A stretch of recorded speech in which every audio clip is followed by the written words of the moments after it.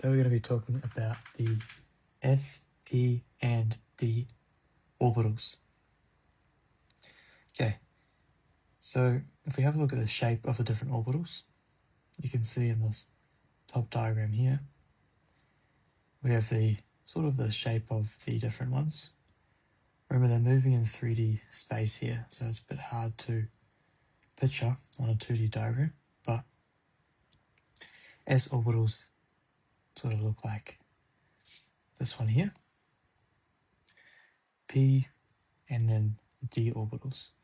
So you can see that d orbitals have a more of a complex shape when compared to p and s orbitals.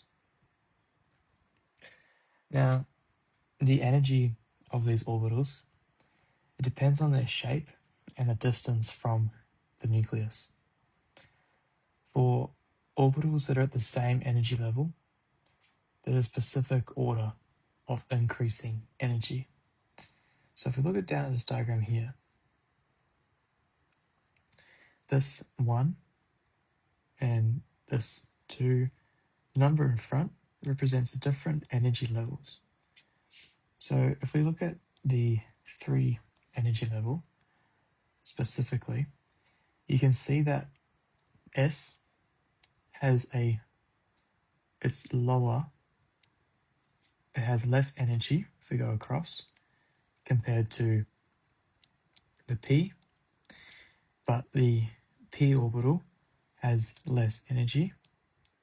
And if we go across to the D orbital on the same energy level, it's true that the P orbital for the 4th energy level,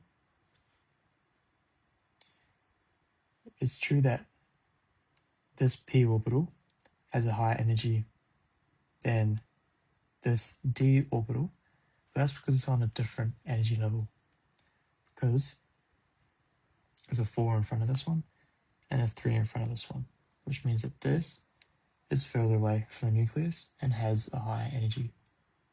Okay? Alright.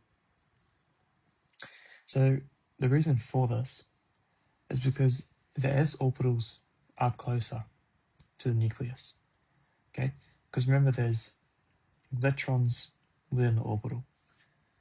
So it might be around here. And they're going to be closer to the nucleus here.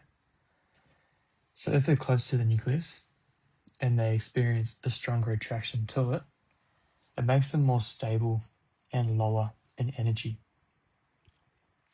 And if we look at p and d orbitals, they're generally further away from the nucleus and have more complex shapes, which results in higher energy levels. Okay? So that's the reason why D has a higher energy than P, and P has a higher energy than the s orbitals. Okay? But within the same energy level, S is lowest, and then P, and then D is the highest energy levels in the same energy level. So if they're all 2, then it's the same energy level. If they're all 3, then it's the same energy level. Okay? Hopefully that makes a little bit of sense.